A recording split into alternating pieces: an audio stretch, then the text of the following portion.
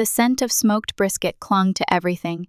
My clothes, my hair, even the damn curtains seemed to reek of slow-cooked, smoky goodness. It was supposed to be a happy smell, a comforting smell. It wasn't. Not anymore. Liam's birthday dinner had just wrapped up. His family, a gaggle of unapologetic liberals, had finally settled into that post-meal, pre-departure lull. I loved Liam. God, I loved him. But sometimes, being the token conservative in this swirling vortex of progressive ideals felt like being a square peg trying to fit into a goddamn circular hole. I wasn't that conservative, not really. I voted blue, for Christ's sake. But growing up in my family, the old values, the ones that seemed to irritate Liam's family to no end, were ingrained in me. Liam made good money, really good money, more than I ever dreamed of. He took care of us, and I was beyond grateful. It allowed me to work part-time to focus on him. We didn't have kids, not yet anyway, and the quiet house needed filling with something. So I cooked. I cleaned. I made sure his life was easy, comfortable. It was my way of showing my love, my gratitude, and packing his lunch was part of that. It was a small thing maybe, but it felt significant. It felt wifely. I was in the kitchen, meticulously layering slices of the brisket onto crusty rolls, coleslaw in little containers, a bag of chips, a few cookies for a sweet treat. The aroma, which had been intoxicating all day, now felt heavy, suffocating. Damn, that smells amazing. Sarah, Daniel, Liam's brother, drawled, leaning against the counter. He and Liam worked together at some tech company I couldn't pretend to understand. Liam's a lucky bastard. Chloe barely manages a ham and cheese for me. I forced a smile. Daniel was always like this, a walking, talking, passive-aggressive bomb. His wife, Chloe, who was perched on a stool near the island, her gaze fixed on her phone, didn't even look up. "You're a grown man, Daniel. Make your own sandwiches." Her voice was flat, devoid of emotion. A nervous laugh escaped me. She wasn't wrong. It was true. Daniel's eyes narrowed. "Oh, that's rich coming from you." Sarah works part-time and still manages to find the time to make Liam gourmet lunches every day. "You don't work at all, Chloe. You have all the time in the world." The air in the kitchen thickened. I felt my cheeks burn. Why did he have to bring me into this? I wanted to disappear. I wanted to be swallowed by the floorboards. Anything to escape the impending explosion. I busied myself with the sides, desperately trying to pretend I wasn't there, that I couldn't hear the venom dripping from their voices. The screaming started a few seconds later. It was brutal, raw, filled with years of resentment and unspoken anger. I retreated to the pantry, pretending to organize the spice rack, my hands shaking so badly I nearly knocked over a jar of paprika. Finally, the back door slammed. Daniel, no doubt, had gone outside to nurse his anger with a cigarette. The silence that followed was somehow worse than the yelling. Then, Chloe was there. Looming in the doorway of the pantry, her face pale and tight. She was holding a bottle, presumably for their youngest, trying to heat it in a pan of water on the stove. "You know," she said, her voice dangerously quiet, "you really could have waited until after we left to start packing Liam's lunch." My heart pounded in my chest. "They tend to stay pretty late and I get tired," I muttered, trying to keep my voice even. Her eyes flashed. "He always gives me shit for not packing his lunches, you know? Because of you. You should just let Liam deal with his own damn lunch for once." Something snapped inside me. All the years of swallowing my opinions, of biting my tongue to keep the peace, came bubbling to the surface. "Chloe," I said, my voice shaking with suppressed fury, "your marriage is your business. If you don't want to pack lunches for your husband, that's your choice. But I'm going to do what I want to do. And frankly, my marriage is a lot happier than yours, so I must be doing something right." The words hung in the air, heavy and unforgiving. I didn't stop there.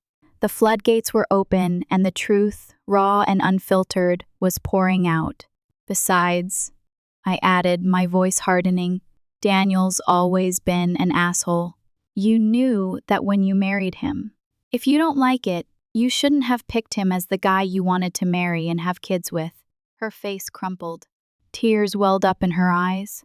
I wanted to take the words back, but they were already out there, hanging in the air like a toxic cloud.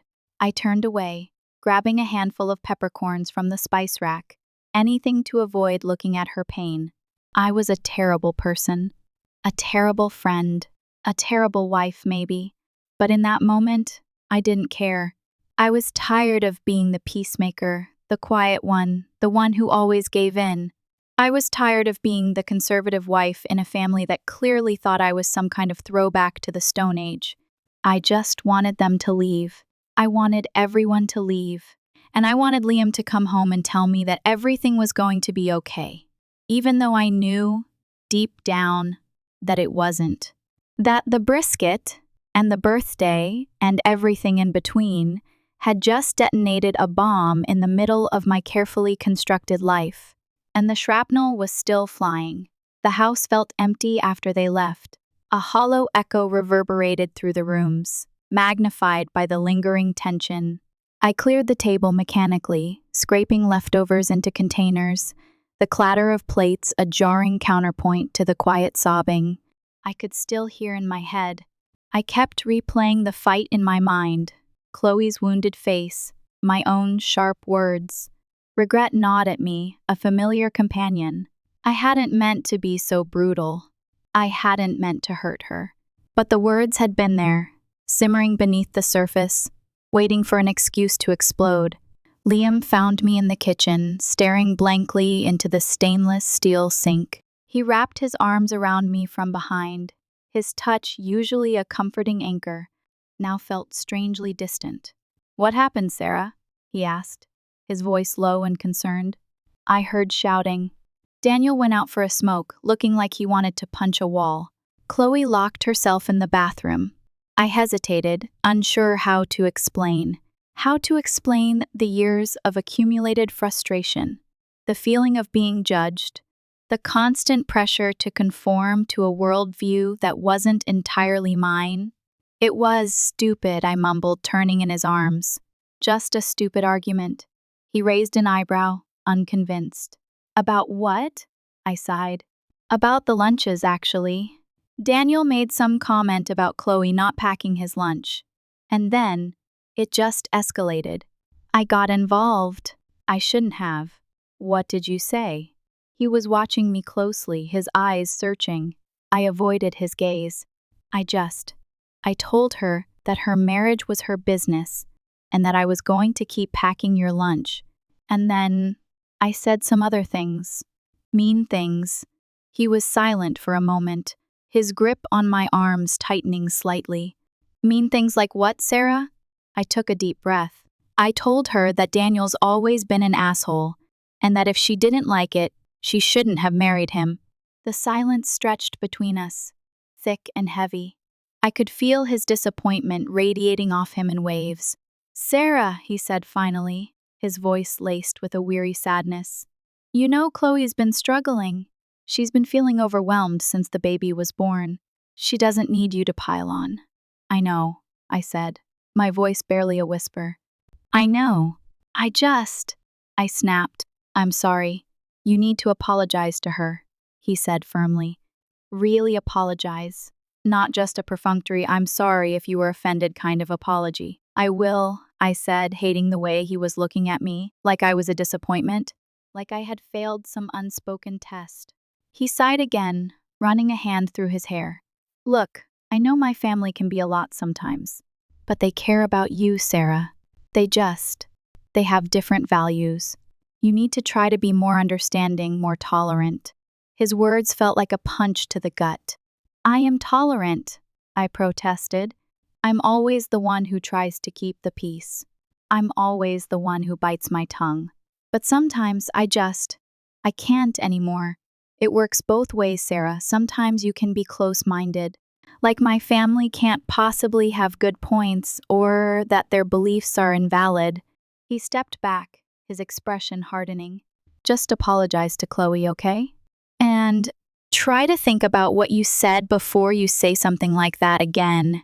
He turned and walked out of the kitchen, leaving me standing there alone, surrounded by the remnants of a birthday dinner gone horribly wrong.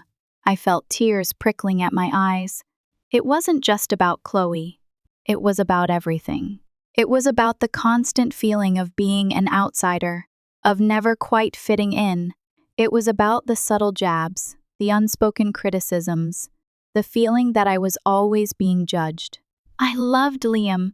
I truly did. But sometimes I wondered if we were too different, if our different backgrounds, our different values would eventually tear us apart.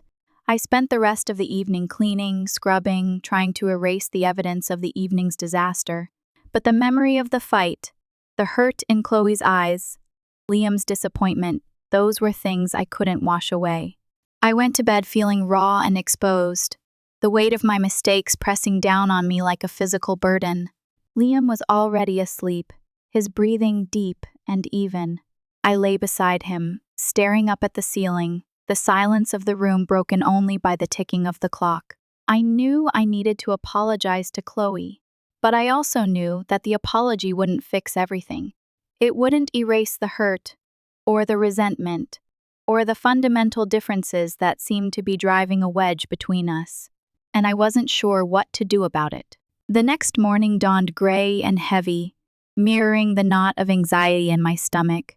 I avoided Liam as much as possible, lingering over my coffee, feigning interest in a book I couldn't focus on. The brisket sandwiches sat untouched in the fridge, a silent reminder of the previous night's debacle. Finally, I knew I couldn't put it off any longer. I needed to call Chloe. I needed to apologize. I found her number in my contacts and took a deep breath before pressing the call button. The phone rang 3 times before she answered, her voice sounding tired and strained. "Hello? Chloe, it's Sarah." I wanted to apologize. The words felt clumsy and inadequate. There was a long pause. Apologize for what, exactly? Her voice was cold, devoid of warmth. For what I said last night, I stammered. I was out of line. I shouldn't have said those things about Daniel or about your marriage. It wasn't my place. I'm really sorry. Another silence. I could practically feel her scrutinizing me through the phone line. "Okay," she said finally. "I accept your apology." Relief washed over me. "Thank you," I said, my voice choked with emotion. "I really mean it, Chloe. I value our friendship. Do you?" The question hung in the air, laced with doubt. "Yes, of course I do," I said, trying to inject sincerity into my voice. "I know we haven't always seen eye to eye, but I do care about you." "Well," she said, her voice softening slightly, "I appreciate you calling. It means a lot." We talked for a few more minutes, about the kids, about the weather, about anything but the elephant in the room. I offered to bring her dinner that night, a peace offering, a gesture of goodwill. She hesitantly accepted.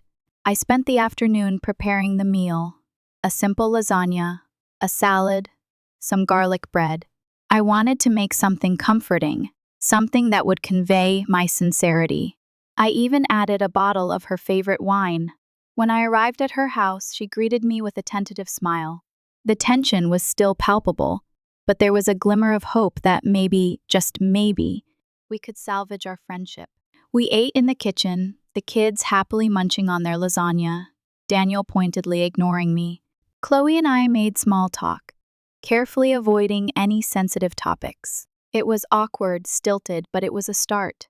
After dinner, while the kids were watching television, Chloe and I went outside to sit on the porch swing.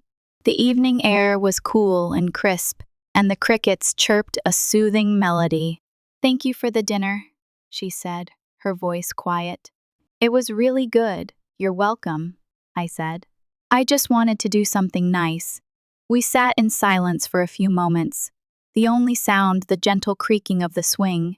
"You know," she said finally, turning to face me. Daniel can be an asshole. I know that. But he's not a bad guy. He has a hard time expressing himself. I know, I said. I didn't mean to be so harsh. I was frustrated. I get it, she said.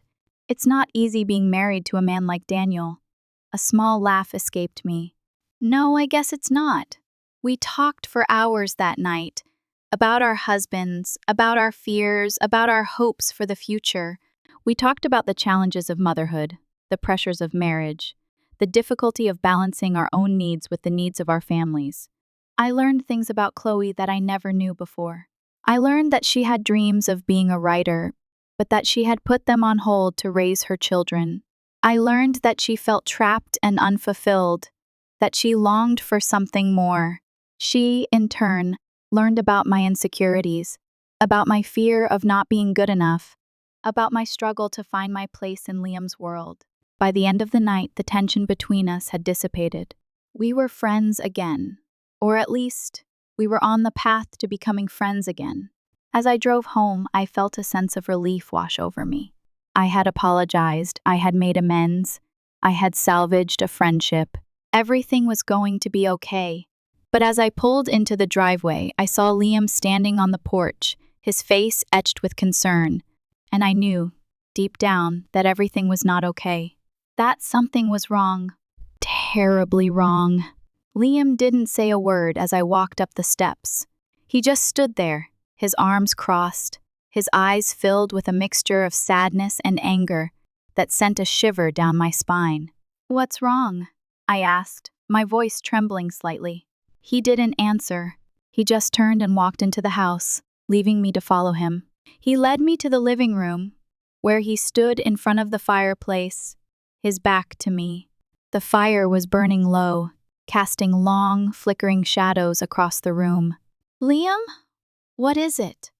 I asked again, my anxiety growing with each passing second. He turned to face me, his expression grim.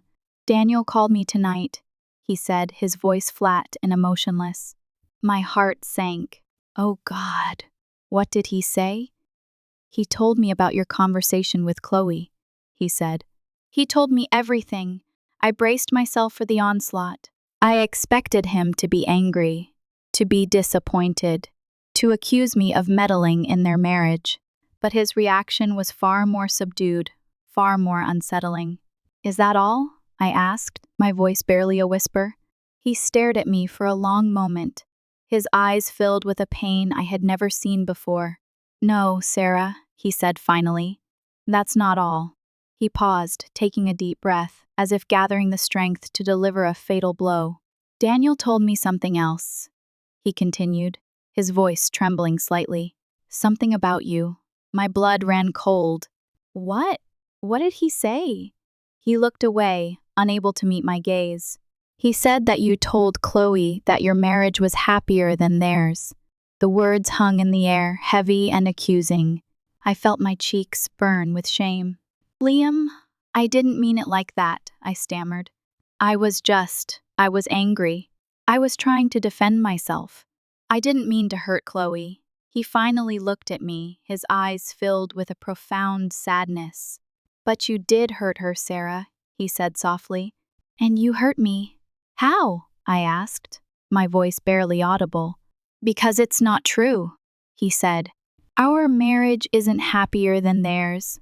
My world tilted on its axis." "What are you saying?" He took a step closer to me, his expression pleading. "I'm saying that I'm not happy, Sarah," he said. "I haven't been happy for a long time." The words hit me like a physical blow. I staggered back, clutching at the sofa for support. But I thought we were happy," I said, my voice choked with tears. "I thought we had a good life together." He shook his head. "We did for a while," he said. "But things have changed. We've changed." "What's changed?" I asked, my voice trembling. "What did I do?" He sighed, running a hand through his hair. "It's not about what you did, Sarah," he said. "It's about who we are. We're not compatible anymore." "That's not true," I protested, tears streaming down my face. "We can fix this. We can work on it. I'll do anything. He shook his head again. It's too late, Sarah, he said. I've already made up my mind. Made up your mind about what? I asked, my voice rising in desperation. He took a deep breath. I'm leaving you, Sarah, he said. I'm leaving you for Chloe. The words echoed in the room, bouncing off the walls, hammering against my skull. Leaving me? For Chloe? It couldn't be real. This had to be some kind of sick joke, a nightmare I'd wake up from any second now. I stared at him, my mind struggling to process the impossible. Liam, my Liam, the man I loved more than anything in the world, was leaving me. For Chloe. Of all people? For Chloe. You're lying, I choked out, my voice hoarse. You have to be lying. You wouldn't do this to me. He flinched, but his expression remained resolute. I'm not lying, Sarah. I wish I were, but I'm not. But, Chloe? I stammered, my brain refusing to make sense of it. You barely even talk to her. You think she is annoying. It's complicated, he said, his voice low. We connected after the birth of her youngest. It's nothing you would understand. So what? I screamed, finally losing control. You just decided that you were going to leave me for my friend's wife? It's not like that, he insisted, stepping closer to me. It wasn't a decision. It just happened. We started talking, and we realized that we had a lot in common. Things that I don't have with you. Like what? I demanded, my voice dripping with sarcasm. Like your shared love of complaining about Daniel? Like your mutual appreciation for passive-aggressive comments? He winced. That's not fair, Sarah. It's not just about Daniel. It's about our values, our beliefs, our vision for the future. Chloe understands me in a way that you never have. The air left my lungs. Our values? Our beliefs? Liam, we've been together for 5 years. I thought we shared the same values. I thought we believed in the same things. We used to, he said. But things have changed. You've become so rigid, so judgmental, so unwilling to accept different perspectives. That's not true, I protested, my voice trembling. I'm not any of those things. I'm just me. And that's the problem, Sarah, he said, his voice filled with a weary sadness. I don't think I like you anymore. The finality of his words was like a death knell. It was over. It was really over. I sank to the floor, my body racked with sobs. Please, Liam, I begged, my voice muffled by my tears. Don't do this. We can fix this. I'll change. I'll be whatever you want me to be. He knelt beside me, his hand hovering over my shoulder, but he didn't touch me. It's not about changing, Sarah, he said. It's about accepting that we're not right for each other anymore. But what about our vows? I cried. What about for better or for worse? What about in sickness and in health? He looked away, his expression pained. I know, he said. I know. And I'm sorry. But I can't stay in a marriage that makes me unhappy. I can't live a lie anymore. He stood up, his gaze lingering on me for a moment before turning and walking towards the door. Where are you going? I asked, my voice filled with panic. I'm going to stay at Daniel and Chloe's tonight, he said. I need some space. He walked out of the house, leaving me alone, sobbing on the floor, my world shattered into a million pieces. I lay there for hours, crying until I had no tears left to cry. I couldn't believe it. I couldn't believe that Liam, the man I had built my life around, had just walked out on me. For Chloe! The thought of them together, laughing, talking, sharing secrets, made my stomach churn with nausea. How could this be happening? How could I have been so blind? I replayed the last few months in my mind, searching for clues, for signs that I had missed. Had he been distant? Had he been avoiding me? Had I been too caught up in my own little world to notice that he was pulling away? I didn't know. I just didn't know. All I knew was that my life was over. My marriage was over. My happiness was over. And it was all Chloe's fault. That two-faced, manipulative bitch had stolen my husband.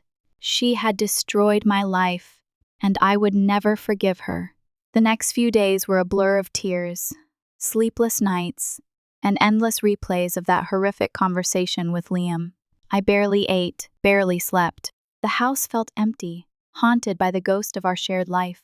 Every corner held a memory, every object a reminder of what I had lost. I called my mom, sobbing uncontrollably into the phone.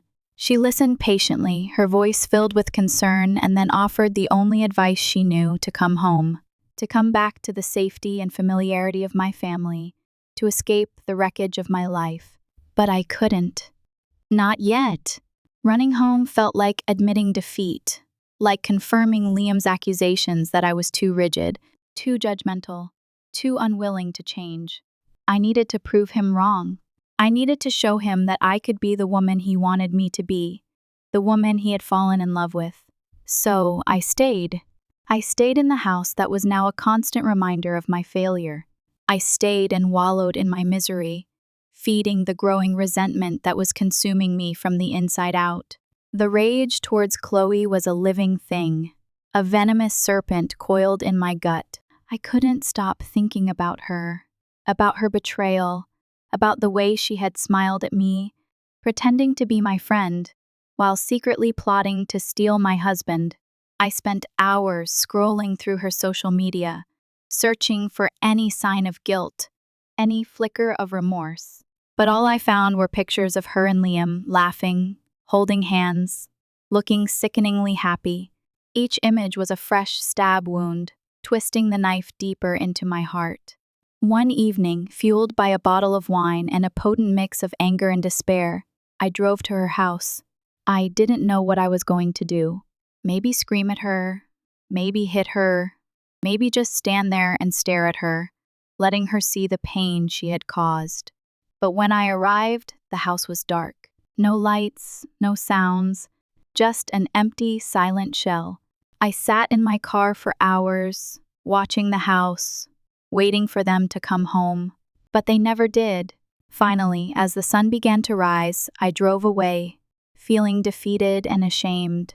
I was becoming the very thing Liam had accused me of being, a bitter, vengeful woman consumed by her own anger. I knew I needed help.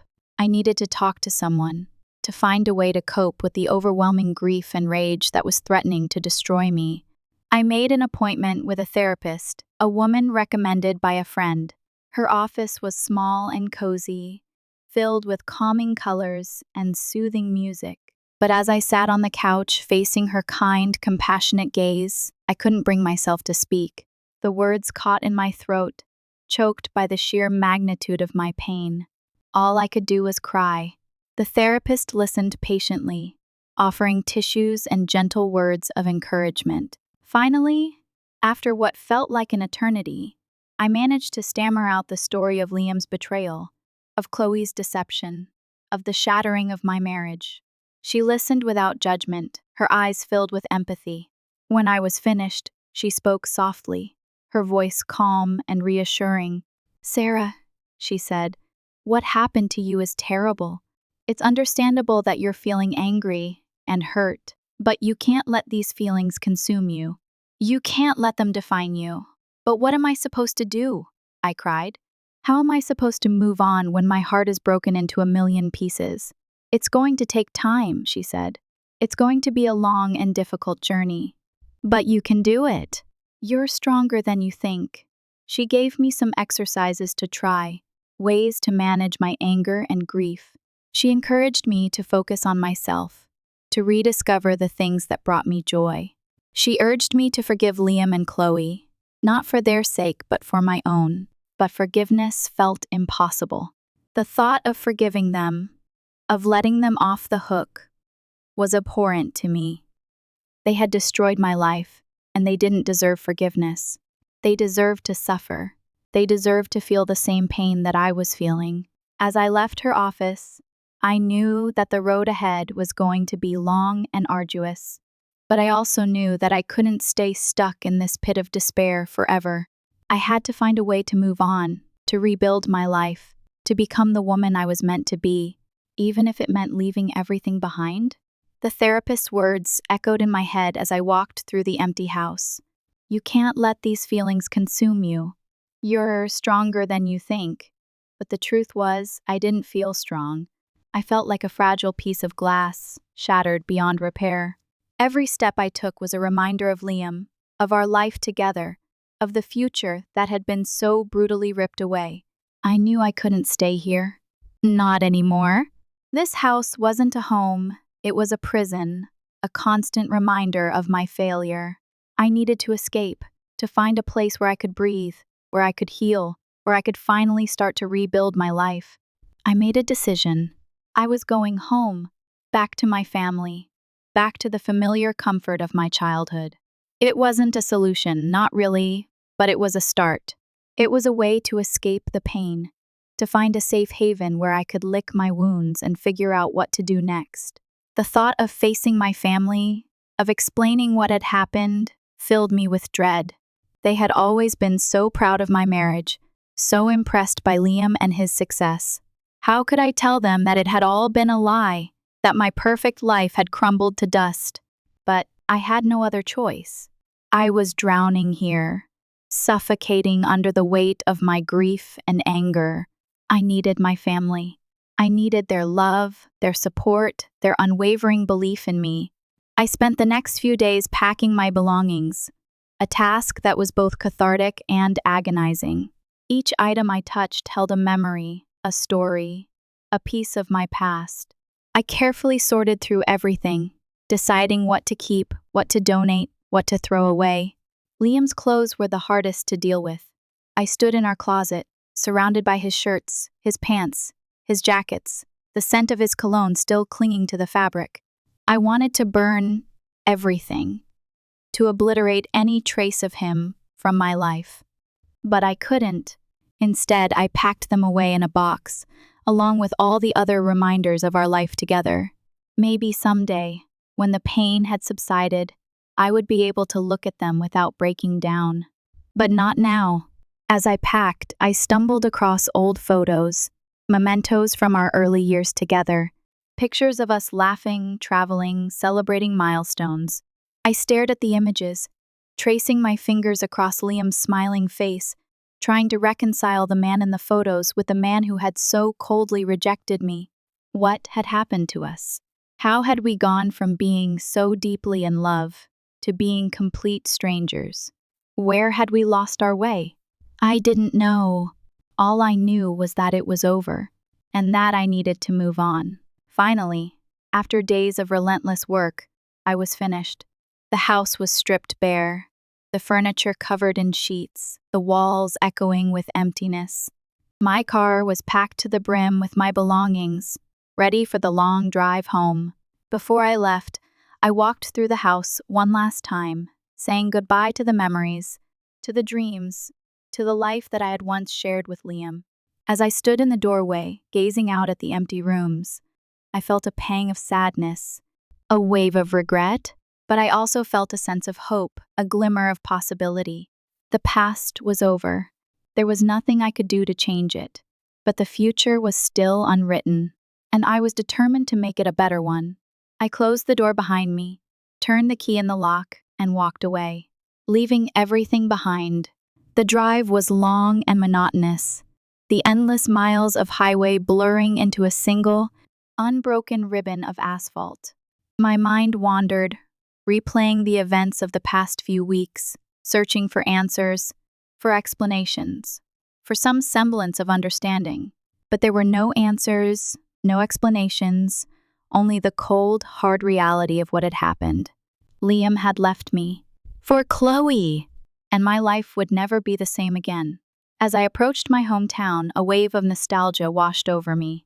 The familiar landscape, the small town charm, the comforting sense of belonging, it was all like a warm embrace, a welcome respite from the pain and chaos of my recent life. My parents were waiting for me when I arrived, standing on the porch, their faces etched with concern. As soon as I stepped out of the car, they rushed towards me, engulfing me in a hug. "Oh, Sarah, we're so sorry," my mom said, her voice choked with tears. "We had no idea." "It's okay, Mom," I said, trying to sound brave. "It's over now." But it wasn't okay. And it wasn't over. The pain was still there, raw and throbbing, a constant reminder of my loss. My parents ushered me inside, their faces filled with a mixture of pity and relief. The house was exactly as I remembered it, cozy and familiar, filled with the comforting sense of home-baked cookies and freshly brewed coffee. My old room was waiting for me, the bed neatly made, the walls adorned with posters from my teenage years. It was like stepping back in time, escaping the harsh realities of my adult life. That night, after a simple home-cooked meal, I sat with my parents in the living room, finally telling them the whole story. I told them about Liam's dissatisfaction, about Chloe's betrayal, about the shattering of my marriage. They listened patiently, their expressions filled with sympathy and anger. My mom squeezed my hand, her eyes brimming with tears. My dad, usually a stoic and reserved man, clenched his fists, his jaw tight with rage. "That son of a bitch," he muttered. "How could he do that to you?" "It's not just Liam's fault, Dad," I said. "Chloe was involved too." "That two-faced hussy," my mom spat. "I always thought there was something off about her." I sighed. I knew my parents' reaction was predictable, but it still stung. They were so quick to judge, so quick to condemn. They didn't understand the complexities of the situation, the nuances of human relationships. "I don't want you to say anything bad about them," I said, my voice firm. "I just want you to listen. I need your support, not your judgment." My parents looked at each other, their expressions softening. "We're sorry, honey," my mom said. "We just hate seeing you hurt." "We're here for you, Sarah," my dad added. "Whatever you need." Their words were comforting, but they couldn't erase the pain. Nothing could. I spent the next few weeks trying to adjust to my new life. I helped my mom with the chores. I visited with old friends. I went for long walks in the countryside. But no matter what I did, the pain was always there, lurking beneath the surface, waiting to erupt. I couldn't stop thinking about Liam and Chloe. I imagined them living their happy life, blissfully unaware of the devastation they had caused. I pictured them laughing, loving, building a future together, while I was left to pick up the pieces of my shattered heart. The rage towards Chloe was still there, simmering beneath the surface. I couldn't forgive her. I couldn't forget her betrayal. I wanted her to suffer. I wanted her to feel the same pain that I was feeling. One day, while cleaning out the attic, I stumbled across an old box filled with my grandmother's things. Among the old photos and trinkets, I found a small, leather-bound book. It was a diary, filled with my grandmother's handwritten thoughts and reflections. I started reading the diary, and as I did, I began to see my own life in a new light. My grandmother had faced many challenges in her life, but she had always found a way to overcome them. She had taught herself how to persevere, how to forgive, how to find joy in the midst of sorrow. Her words resonated with me, touching a deep chord within my soul. I realized that I couldn't let the anger and bitterness consume me. I couldn't let Liam and Chloe define my life. I had to find a way to let go of the past, to forgive them, to move on. It wouldn't be easy, but it was the only way to heal. It was the only way to find peace. Inspired by my grandmother's diary, I began to focus on healing. I started practicing yoga, meditation, and journaling. I spent time in nature, immersing myself in the beauty of the world around me. I reconnected with old hobbies, like painting and writing, rediscovering the things that brought me joy. Slowly, gradually, the pain began to subside. The anger still lingered, but it was no longer consuming me. I was learning to manage my emotions, to find healthy ways to cope with the grief and resentment that had been poisoning my soul. One day, I felt an overwhelming urge to write a letter to Chloe. Not a letter of anger or accusation, but a letter of forgiveness. I didn't know if I truly meant it, but I felt compelled to try. I sat down at my desk, took a deep breath, and began to write.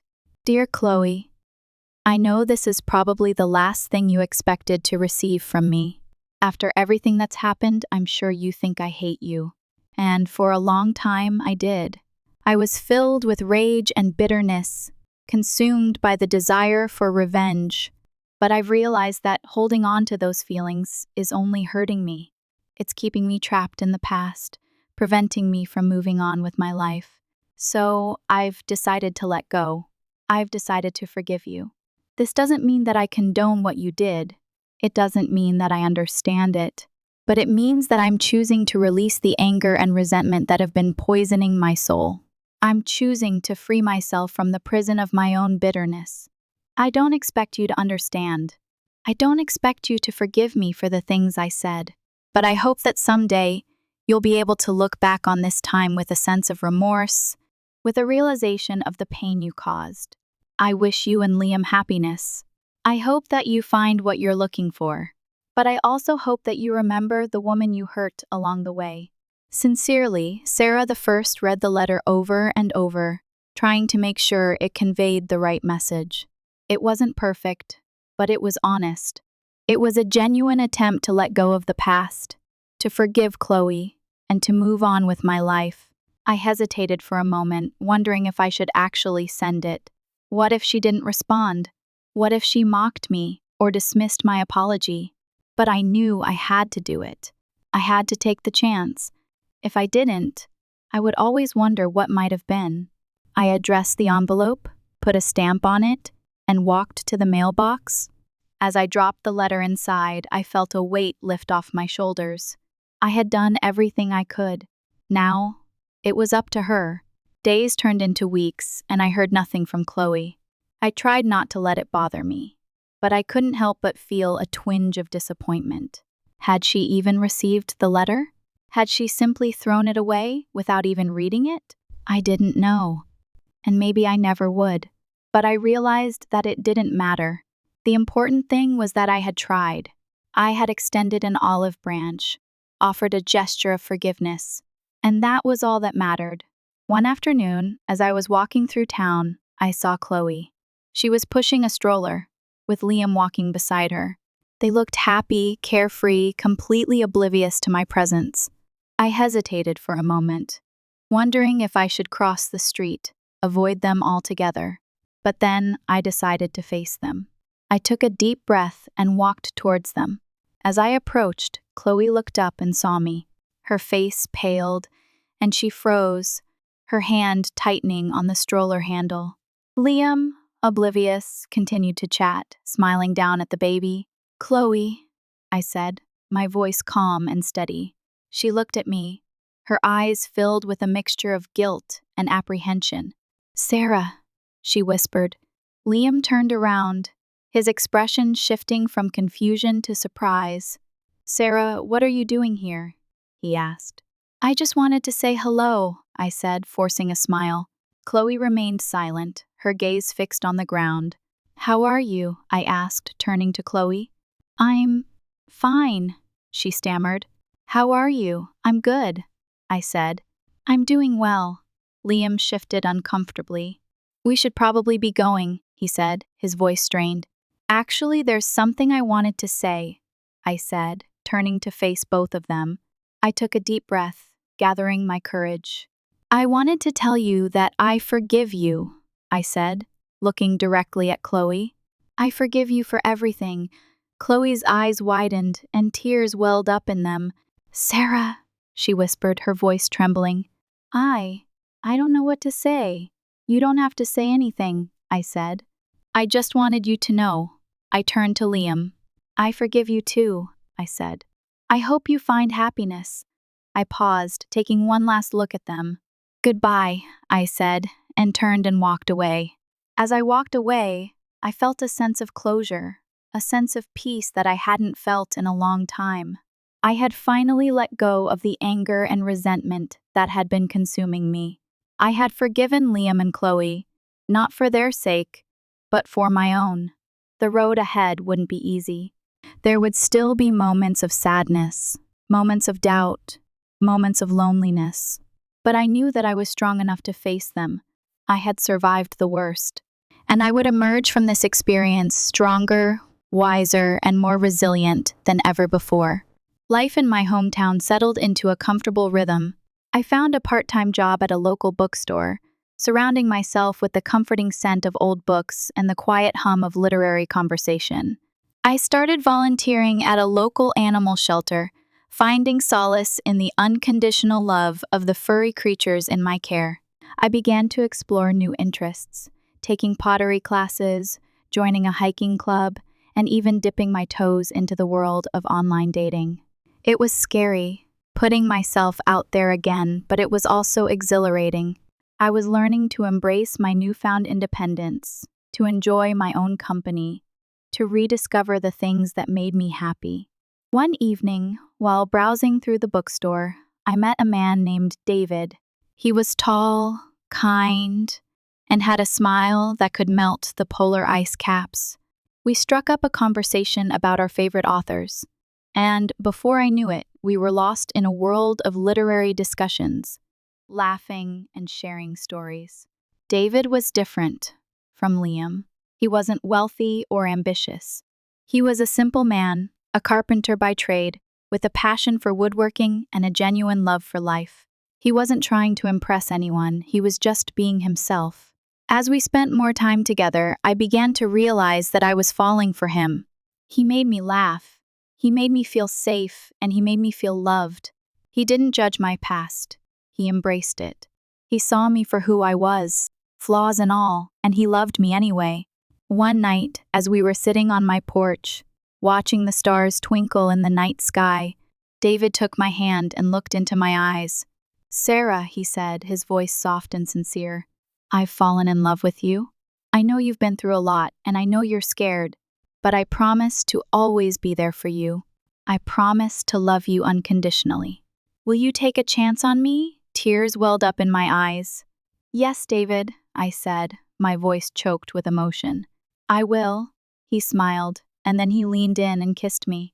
It was a gentle kiss, a tender kiss, a kiss that promised a future filled with love and happiness. A few years later, David and I stood on the porch of our new home, a small, cozy cottage nestled in the heart of the countryside. We were surrounded by our family and friends, celebrating our wedding. As I looked out at the faces of the people I loved, I felt a sense of gratitude wash over me. I had survived the worst. I had found my way back from the darkness, and I had emerged from the ashes stronger, wiser, and more resilient than ever before. My life hadn't turned out the way I had planned, but it was better. It was more authentic, more meaningful, more fulfilling. I had learned that true happiness doesn't come from having the perfect life. It comes from embracing the imperfections, from finding joy in the simple things, and from loving yourself, flaws and all. As David took my hand and squeezed it gently, I knew that I had finally found my happily ever after. And it was all the more beautiful because of the journey I had taken to get there.